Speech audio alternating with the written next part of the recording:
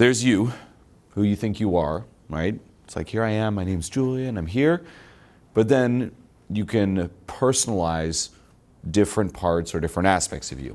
For example, with you, it's like the part of you that self-sabotages. You could visualize that as, oh, let's just say that's a person, the self-sabotage version of you. For you with anxiety, it's the part of you that gets you to clam up, gets your voice to start shaking. The part of you that says, no, don't go say hi to those people. Stay hidden, right? For you, it could be, again, the part of you, it's like, oh, I can't forgive her. So we have all these different parts, right? For you, it's like, oh, I can't be a leader. Oh, no, like that.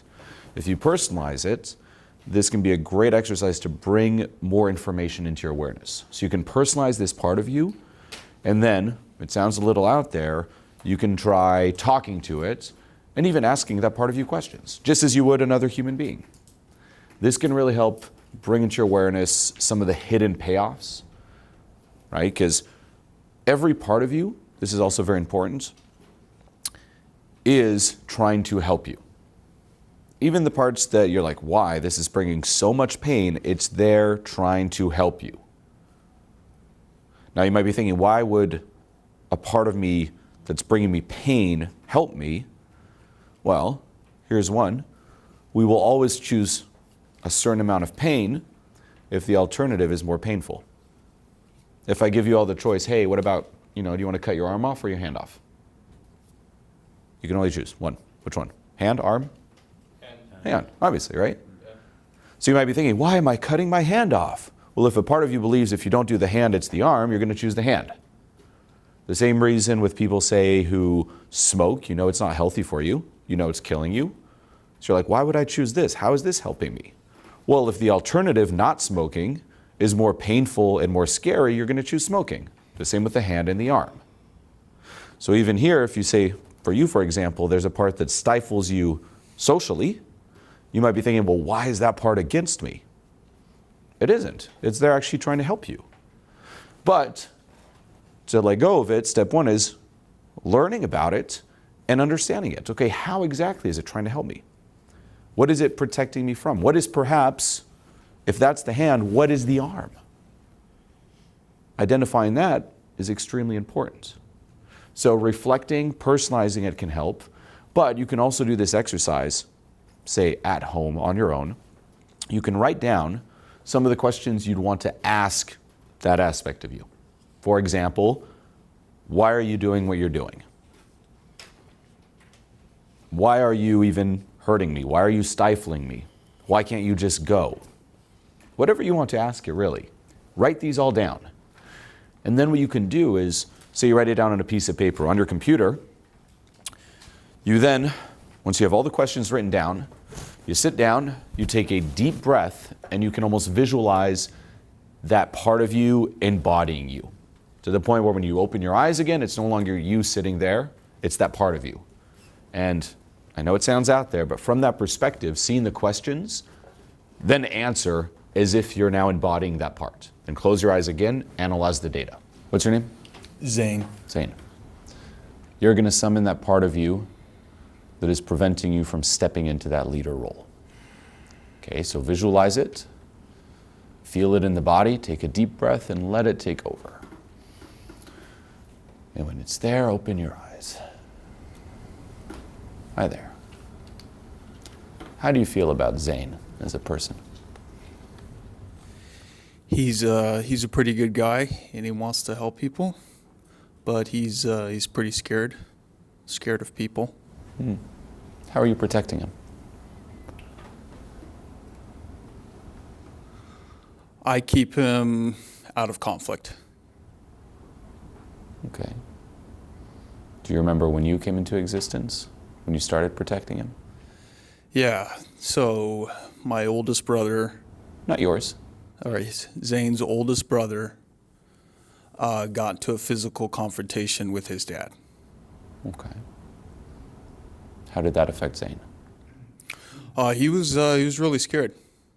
He didn't know what that meant for the future. The family was in chaos at that point, because that was not normal. That was not okay for that to happen, for either of them to get into that position where that would happen.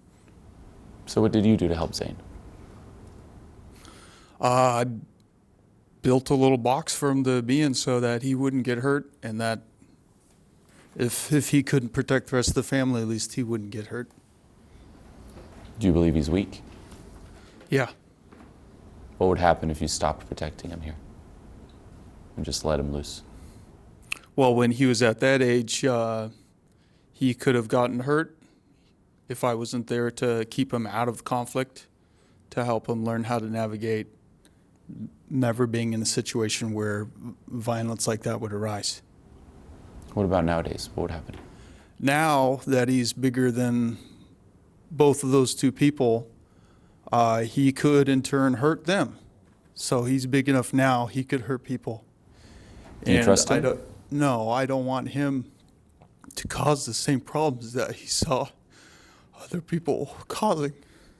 He's capable of it now. But if he enters into confrontation, he could now be the cause of pain. And that's not acceptable. What comes up when you hear me ask you, can you trust Zane? Well, I wish I could, and I think I can, but if we couldn't trust his own father and brother to not hurt people, I mean, he's the same genetics as them. He could easily cause the same problems. Okay. Thank you. Close your eyes, deep breath. Resummon back everything that is you. And when you're ready, open your eyes. Welcome back. That there is well, great awareness. So notice just this perspective here, and you know you really hit deep. Once it really starts getting emotional, it's like you're going through different layers of resistance. And then you can also see how at a surface, it's very easy to look at like, okay, well, I want to be a leader, but I'm not. Why? Well, part of this whole journey and part of true change is diving into and saying, okay, what are the real causes? When did this come about? And it usually is during your upbringing, childhood. And then guess what? From that part of you's perspective, it makes sense. If you're like, hey, you know what? That happened. We're the same genetic. I'm not that age as well. It could happen again. Of course, I'm going to block you from doing that because although it might suck for you to not be a leader, rather cut the hand off than perhaps you not snapping and doing the same thing. Now with that information, then you can go a lot deeper. So then the perspectives to follow up with are, one, can you forgive your father and your brother? What comes up here in that? For that specific instance. They should have known better. My father should have been able to not get to the point where their relationship was that ruptured. My brother was old enough, he should have been able to control his anger and temper towards my father to not have that happen. So it's like I don't want to forgive them because they knew better. And the whole family was around. And they fucked up the family for a long time. And there's things leading up to that, including he's my stepbrother, and there's a divorce before that. But just because all of the problems they were causing, they couldn't resolve, doesn't mean everyone else had to suffer through it. So yeah, it's really hard to forgive them because they never brought it up again. They acted like it didn't happen. My older brother's been very distant.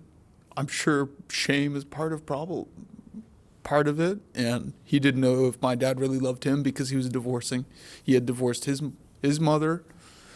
So it's like I also don't want to bring it up with him because then they have to relive that pain too. So not dealing with it's just a lot easier. So it's easier just to live in a box where no one ever has to deal with it, you know. So yeah, I'm angry at them, but it's also like now I'm trying to protect them from the conflict of it, you know. And I never really talked to my dad about it. He passed away a few years ago, and so there's regret that I didn't bring it back up because I've been very honest with him about other things, you know, including my sexual hangups and apprehensions and things that I was ashamed of, I was always able to talk to him about that, but I was never able to talk to him about his lack of being a better leader to keep everyone safe from that happening. What would you have told him? What's that? What would you have told him? I would have told him that it was his job as the father to keep chaos at bay, to keep violence from happening in the family, that if he's the strongest male, if he was a strong male, that should not have happened.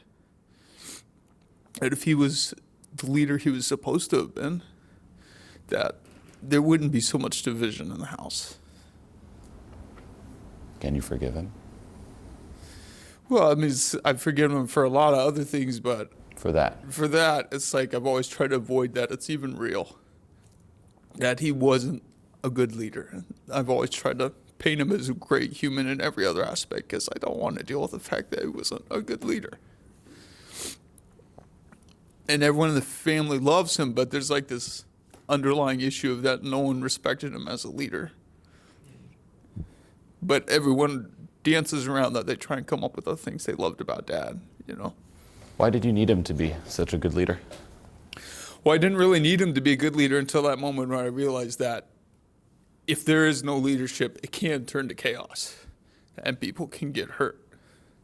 That I could get hurt. So being a really young child, I don't really think about the need for leadership until that moment happens. And I'm like, wow, we've been taking things for granted, that if he wasn't a loving but strong leader, then anything could happen. What I'd suggest once more, so just moving forward in your journey in this type of work, is same with you, keep coming back to that, can I forgive, can I forgive? However, here we're again trying to logically identify what's going on or the different payoffs.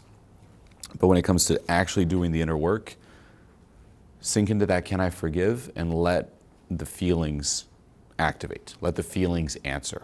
So don't let your mind be like, well, I guess so, but no, then there's this. Be like, can I forgive? What comes up in the body? Start processing, start processing, stop processing. And then the goal is, once more, the day you're no longer triggered is the day you are free. You'll reach a point where nothing will activate. Now that doesn't mean, once more, you'll ever approve of it. If something isn't right, it shouldn't be approved of. But there's a difference between looking at something you don't approve of while remaining grounded in you versus looking at something you don't approve of and feeling that effect and that invisible chain tying you to it. Right now there's an invisible chain tying you to that event. There's an invisible chain tying you to your father. That's where you have to start processing. Right now, for example, there's a ton in the world you probably don't approve of that doesn't trigger you to this extent. Right. Yeah, of course. Now, easier said than done. That's a lot of inner work. But just starting there, can I forgive? Let the sensations guide you. We'll start opening a lot and ultimately, in terms of your healing journey, accomplishing a lot. So that's where I'd start kind of pulling the strings and see what happens. Same with you with your father, same with you with your mother. And for everyone else too, especially parents, you can ask yourself, is there any resentment there? Is there any blame there? Is there any part of me, if I think about the past or even your relationship with them now, that isn't good?